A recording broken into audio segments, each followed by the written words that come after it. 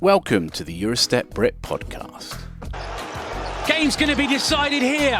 Harold spots up, doesn't go, putback is good! Roberto Gallina with a second chance opportunity. Aris lead.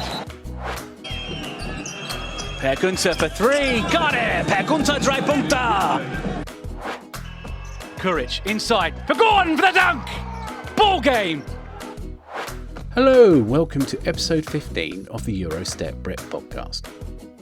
We'll call this one Once a Raider. My guest is Josh Wilcher, best known for his time with the Plymouth Raiders. I first heard of Josh when he came to the UK to play for the Reading Rockets. In this podcast, we'll look at just how important that move was for him in his career.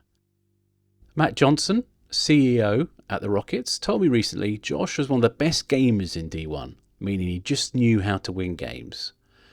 We'll then look at Josh's seasons in Plymouth and the other teams along the way, and find out what he's been up to since retiring. So, without further ado, let's get to it. So Josh, welcome to the podcast. It's great to get you on. Just wanted to get you on to talk about your career, because obviously you grew up in Australia, but you played a lot of your career over here in the UK.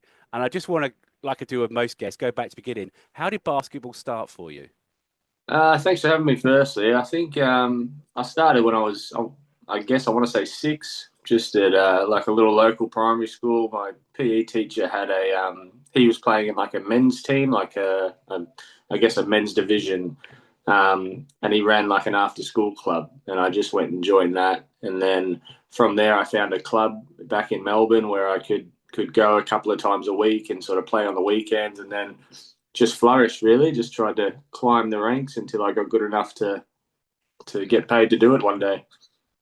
And where did it go from there, obviously becoming a pro from just that start?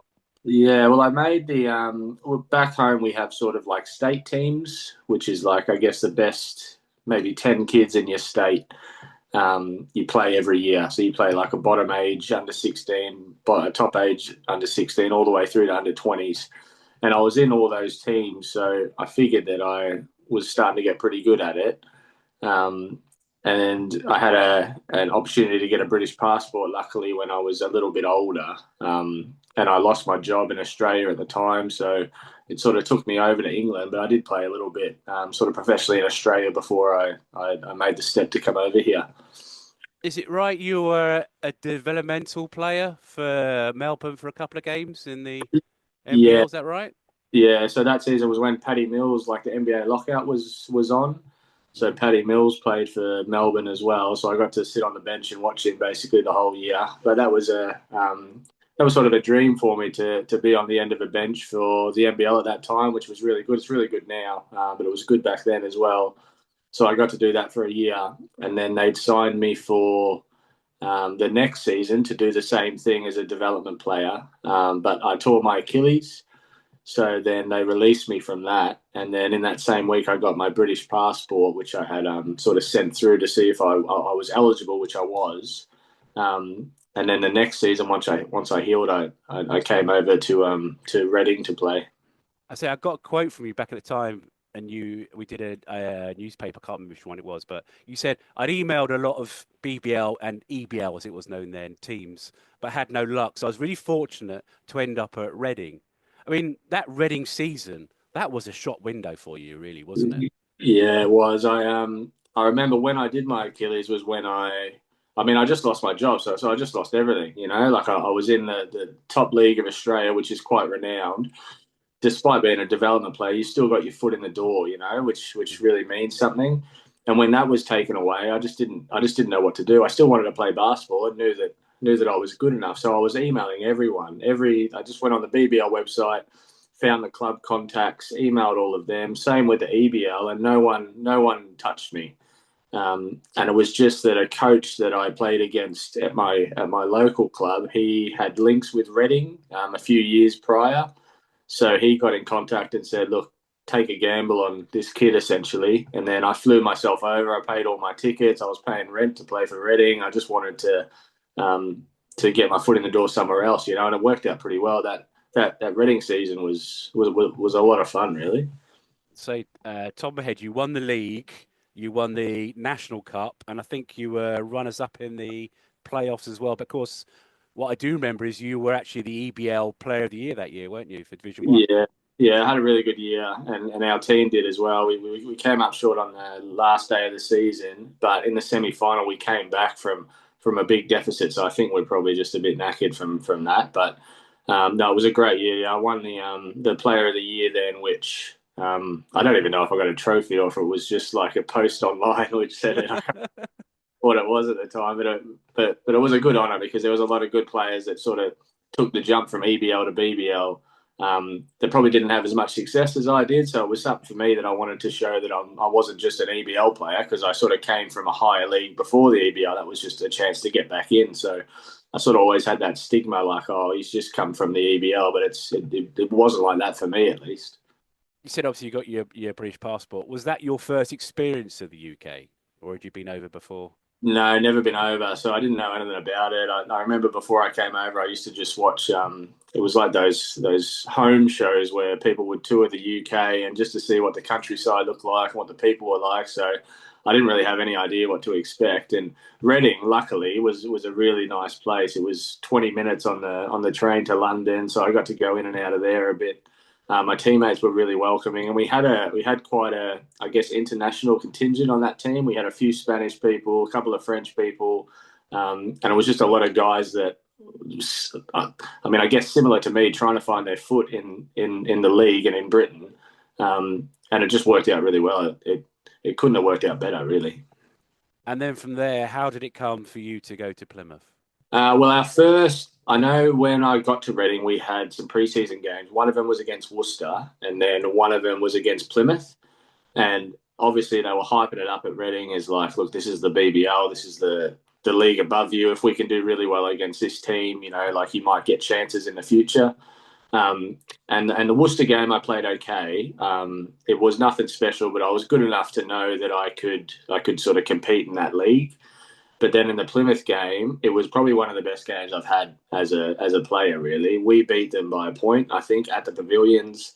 I think they ended up releasing their import guard the week after just because of how we did against them. And I had a blind. I was really good. And then a few months later, the Plymouth coach, Jay Marriott at the time, he messaged me just saying, look, are you keen on coming next season? Worcester were interested as well, but they had Zaire Taylor at the time, and I was a bit stubborn. I was like, no, if I'm going to do it, I want to be able to have the keys and try and show myself. I don't want to be sitting behind the best player in the league at the time, So I took the gamble on Plymouth, and it paid off, really. I had some great years there. And what was it like? Because obviously that first season, you missed out on the playoffs. And then I want to talk about year two. Not Australian invasion, but a lot of Australian players on that second-year team for you, wasn't there? How did that all come about? Did you have any part to play in that at all? So Daryl was there at the time. So he was at the end of his NBL career, and then he had a British passport as well. So he wanted to come over. I think during it there was I had played with Mike Vigor in the Australian League, so he was coming over as well. He's obviously a Scottish national as well. So there's just a lot of guys with British passports in Australia that the league sort of correlate pretty well as well. So you can just pop over. Imports wise, some of them that did really well in Australia had come over. So on paper, it looked to work. I think it was just sort of the setup and the way the club was at the time that it didn't really, I guess, go that way how it should have. But what was it like for you personally, having some of your fellow countrymen playing on the team with you? Because obviously these guys. Like I said, you've played with some of them, you played against some of them. What was that like? And obviously the bonding, it helped. I suppose it helped with the bonding as well that you saw each other. Yeah, it did. I mean, anytime you can play with someone from your own country or someone that sounds the same as you, that has the same background, is really positive. It's just a shame it didn't really go on for longer. I think there was a lot of changes. Back in the early Plymouth days, there was a lot of chopping and changing. There was a massive player turnover, and that probably didn't help with results, nor did it help with sort of pressure week in, week out, trying to perform at that level. But for the weeks that we had it was really good, and it probably could have got somewhere in the end if we had stuck with it. But those were the days early in the BBL career. I think a lot of teams were chopping and changing all the time, trying to find sort of quick fixes instead of the Newcastles and the Leicesters that were so successful in player retention and keeping the same core. That was sort of the obvious recipe back then that not a lot of clubs really followed besides the top clubs. So I wish we had done that, because we had a good group of guys that all got on with each other and the chemistry was there. But you can't replicate time, can you? You just got to wait it out a little bit sometimes. But we just didn't have that. I mean, that fortune with it.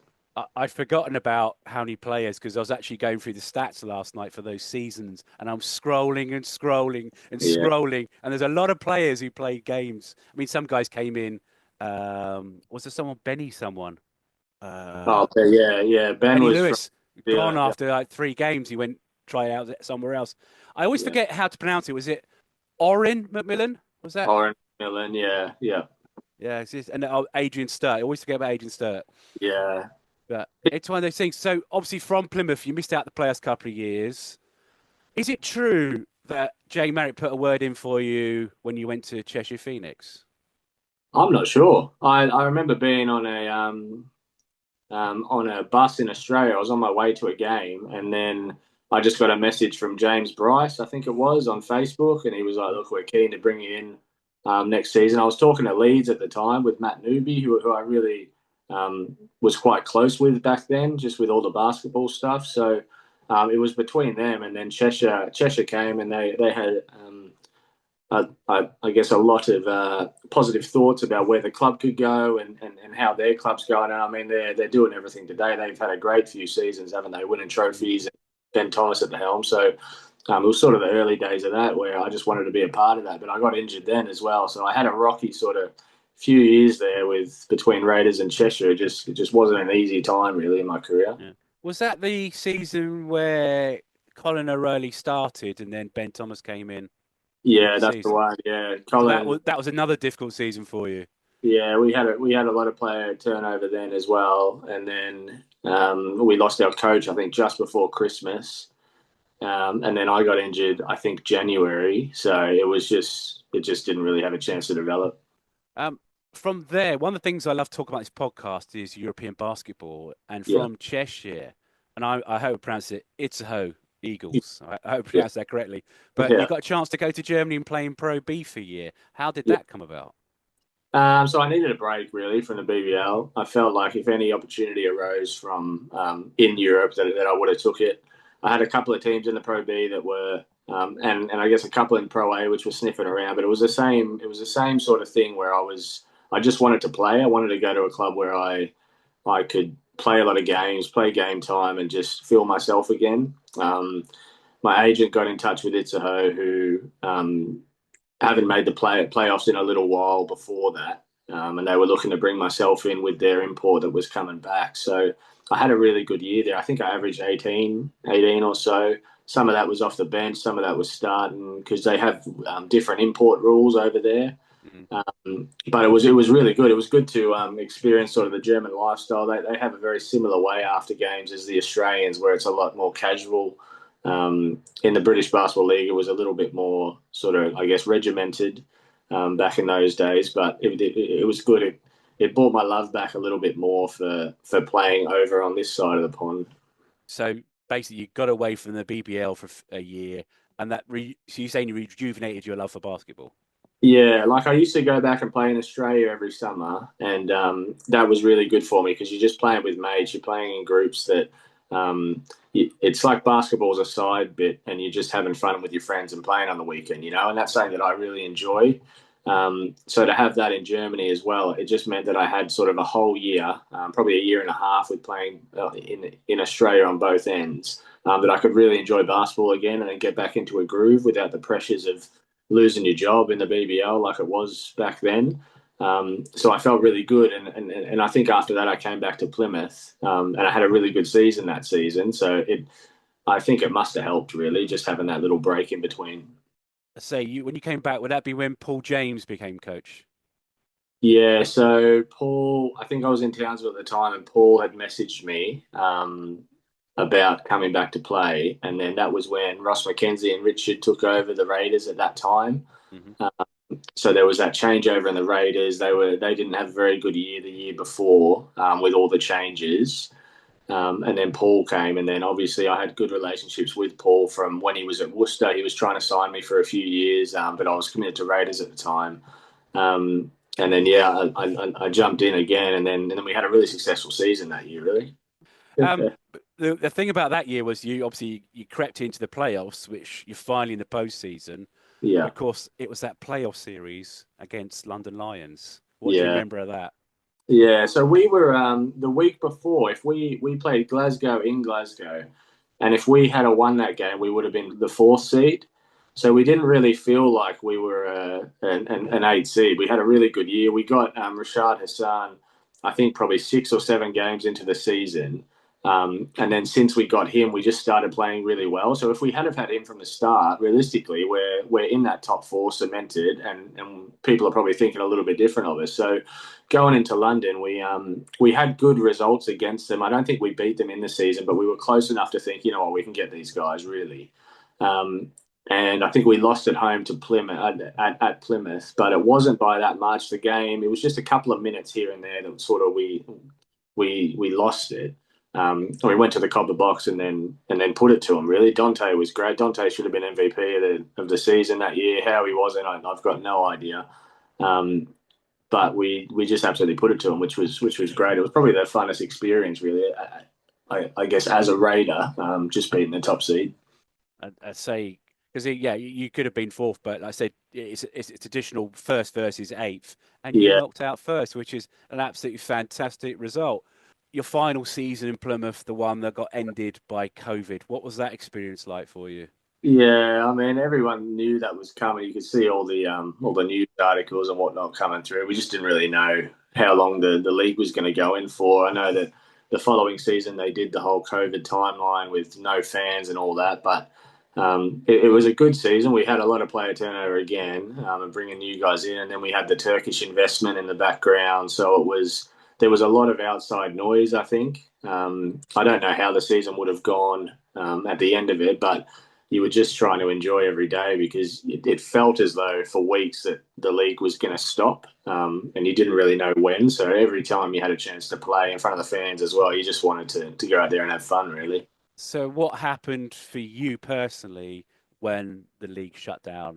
Yeah, so I stayed in England. The Australian league shut down as well. And then it was just sort of a gap, really, where you couldn't do anything. It was bizarre. You just waiting to hear on news on the league. I was waiting to hear on news on the Australian leagues if they were going to pop back up, but nothing. It was just nothing for however long it was until the BBL season came around again, which seemed like a lifetime. But eventually we got to start playing again in pre-season and sort of limited practices. You could do one-on-one. You couldn't do team practices for a little bit. It was really weird, but we got it back in the end, didn't we? Now, I've got to talk about in 2020, you decided to leave Plymouth and move to Bristol. I talked about this with Mike in his episode, Southwest rivalry between the two teams. What was it like for you going from Plymouth to Bristol? Yeah, it was weird. It was weird to start with. Obviously, I've been in a lot of the rivalry games from the Plymouth end. But for me, for Plymouth, when they had the new investment, I just wasn't part of their plans. I would have had to take a massively different role, which at the time in my career, I just wanted to play basketball. I knew that I only had a couple of years left, and I just wanted to go out playing instead of sitting there watching, you know. So I spoke with Andreas, and it was going to be a good opportunity for me to go up there and sort of start again. Playing against Plymouth at the Pavilions was weird. I think it would have been weirder if there was fans there. But I think we lost that game as well. But they were really good with the investment they had and the players they had. But I did enjoy it more being on the Plymouth side, playing against Bristol, because you had the whole atmosphere. Bristol playing away is fantastic. They've got a small stadium, but they really get behind their team. So I had a lot of good experiences with that from both sides, really. I was doing the commentary, Scorchers, during that sort of lockout season. It was always a weird atmosphere, wasn't it? Because you can hear your teammates on the bench, you can hear the odd person shouting, but otherwise it's quite quiet in there, just the noise of the basketball and the sneakers on the floor. Yeah. What was that like for you during a game? Did it feel like a practice almost in a way? It did, yeah. It just felt like a practice where you were all wearing uniforms sometimes, and Probably the biggest noise was the refs when they would blow a whistle, and that was like the biggest noise that you'd have for the whole game. It was really weird. So I think probably it was just to get by. I think a lot of guys probably didn't have their best seasons of their career just because that's what revs you up a bit, knowing that you're going to play in front of however many people. You get there early, you get your shots up. You see little kids come in and then get excited when they see you, and all of that's taken from you. So for me, that was something that I really enjoyed seeing, especially when I played at Raiders, because I'd been there so long. You'd get little kids come in with Wilcher jerseys, or they'd just come and stand there to try and give you a high five, and all of that stuff really sort of got me going for the game. And when you take that out, it's just like, oh, we're just warming up and then we're playing, and it sort of loses the excitement and the enjoyment a bit. So it was tough having to get up every day for that, because you didn't have any interaction with anyone other than on social media, and that was not really what you want to have. People telling you played bad or you played good on social media. You want the interaction with people. I say, would it have been weird going all the way to Plymouth to have the game and not being allowed to go and see anybody? Yeah, exactly. I remember driving down to Plymouth to play against him, and it's just like you get to the pavilions, you're used to the pavilions being packed, really. Like regardless of the results of the Raiders, they would always have a big crowd and they'd always have people get behind them. So it was bizarre when you get into the pavilions and it's just empty. You can see the colours of the seats. There's probably 20 people in the stands, all like spaced out everywhere. It was just bizarre. And what was it like? Because I remember speaking to you a few years ago when you were at the Raiders. You loved playing at the pavilions. What was it about the pavilions that you liked? I think it was just the atmosphere. You had the lights in there. You had the cheerleaders. You had the crowd that was on both sides. It was just like an event, really, rather than a basketball game. They would have us running out doing silly stuff before the game, and then in the breaks you'd have cheerleaders, like a performance, wasn't it? So all game you would hear music, loud music. There'd be people doing stuff. There was no lull. You can play in some places in England, and it's like when there's a timeout, it's just silence, or when there's halftime, you don't hear anything. But it seemed like the pavilions constantly had something going, and just I guess the shape of the stadium. Like when that got loud in there, it was probably the loudest venue in the league, really. Just because with the amount of people, it was so condensed, it just felt like it was rocking sometimes. I'd say, and it's because obviously it's not set up for basketball, but it has basketball and the stage and everything. It's such an unusual setup. It was probably one of the most unique venues in the league, wasn't it? Yeah, it was. I think other clubs probably had better venues in terms of being fit for purpose. Leicester just built their new one. Worcester was amazing. Newcastle obviously built their arena. But in terms of just the overall atmosphere and experience, I would take playing in Plymouth over probably anywhere, really. You just had everything there, and it got so loud, and it was just fun and exciting. And then this bring you back round to the end of your career. That last season at Bristol, you made the playoffs again, and then you decided to retire. Now, you'd have been about 30, 31. Is that Yeah, right at the time? yeah, What, that's what was your thinking behind it's time to call it a day? my body was just a bit cooked, to be honest. Like it was struggling. I got injured as well when I was in Bristol. I had to get surgery on my foot. My body was just breaking down. I'd played back to back seasons, obviously going back to Australia for maybe 12 years. So that's like 24 seasons that you've played constantly without really a rest. And I needed to, because this is my job. So I needed to keep money coming in. But the toll that takes on your body, not really having that break, catches up to you pretty quick. And I'm not the tallest guy in the world, so when I have these injuries, it really hurts what I can bring to the court. So I was sort of applying to get into the police at that time, and luckily when I stopped playing basketball, it sort of just went hand in hand with timing of it all. Before we get into your post career, you mentioned about back to back seasons. I mean, obviously, Townsville Heat, you had a great time playing with them when you weren't here. I think, did you win the championship at least once, didn't you?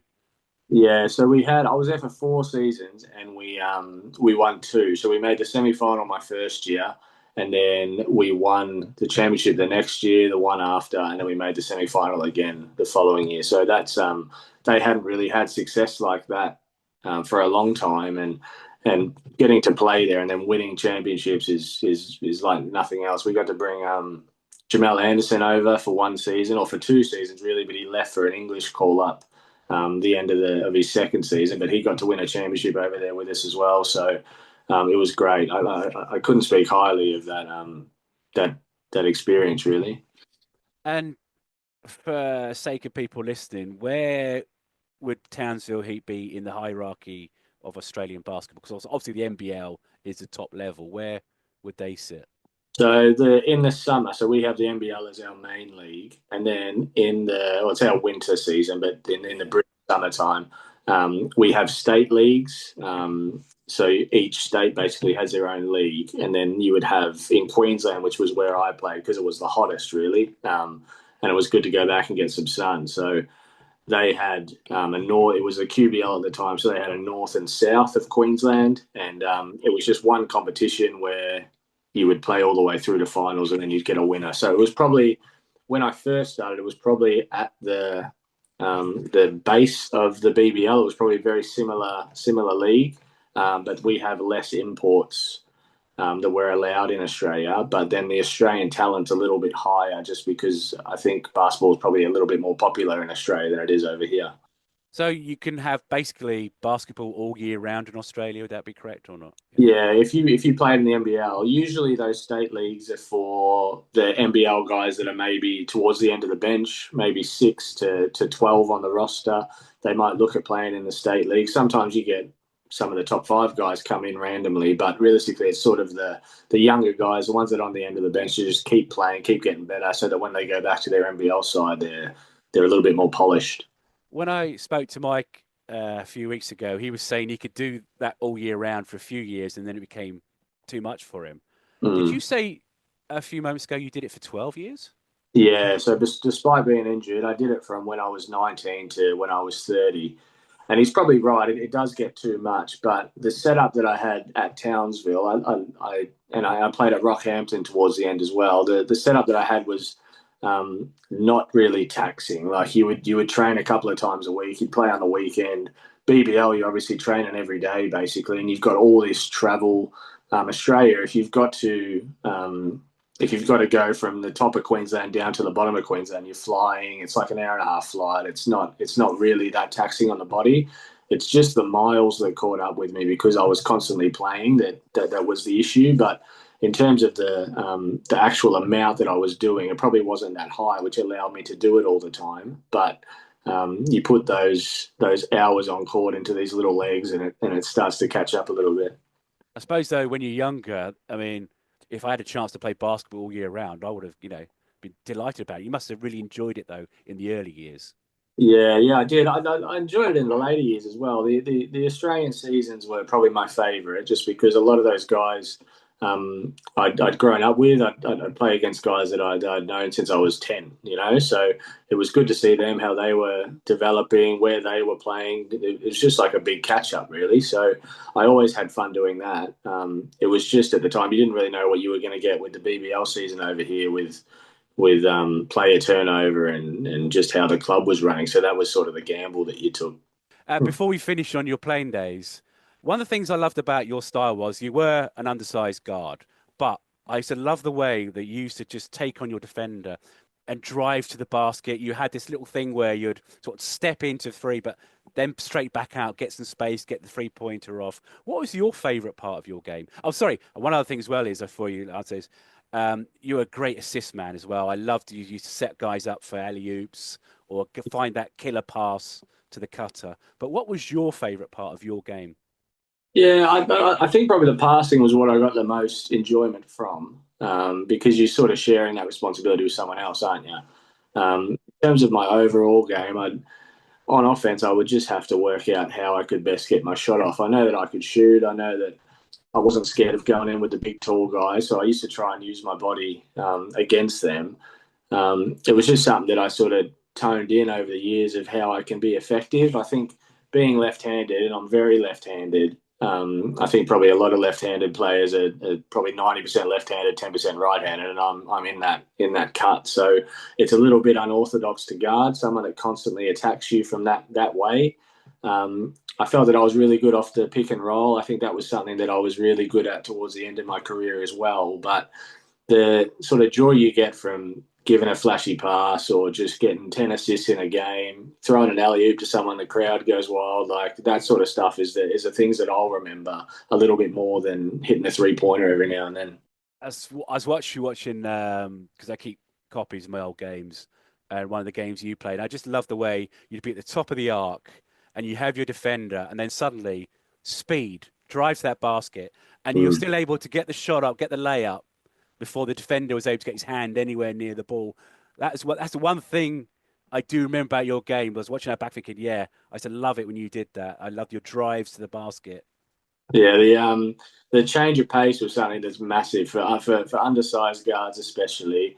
That sort of first couple of steps and lulling your defender into thinking that you're just going to be stationary is something that was massive. It was taught to me when I was a lot younger that, look, you are small, realistically, against these guys, and you're going to have to find a way to create space. And that, I think that first step, I probably didn't have a very quick 2 to 10 steps, but that first one got me enough that I was able to keep my distance a little bit. So I used to make defenders a little bit uncomfortable sometimes, I think, which I guess I loved. Yes, because what I did was after I watched that game, I was like, yeah, I remember. I went back and watched some of your highlights because I know you put your highlights up many years ago. Yeah. And that play was there everywhere. It's like you did it so often, and yet it's still hard to stop you. Yeah. I don't know. I'm probably going to do it anymore. Let me say that.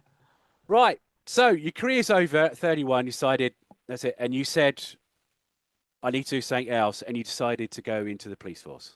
Mm-hmm. Yeah, I'd always want to since I was younger. It was something I was interested in.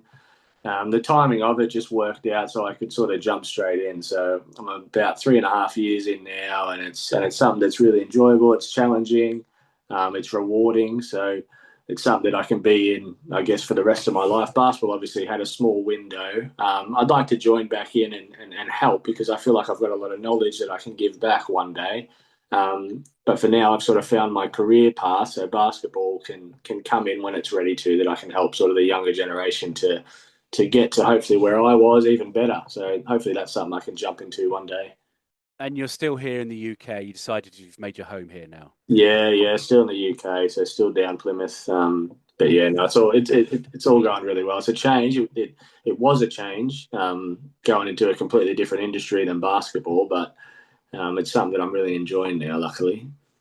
Talking of Plymouth, how does it feel? I mean, I don't know how much you keep tabs on the basketball now, but obviously there's no Plymouth team in the league this year. How does that? Yeah, it's a shame, isn't it? Because regardless of success, Plymouth was a mainstay when I first moved over to England, which was probably 2011, 2012. I think I came over. So that's just 10 years and or a little bit over. And they'd always been there. They had varying success even before I came, but they were a name that you would associate with the BBL. And it was a place where when I was at Cheshire, the guys were excited to play. When I was at Bristol, you're obviously excited to play against Plymouth.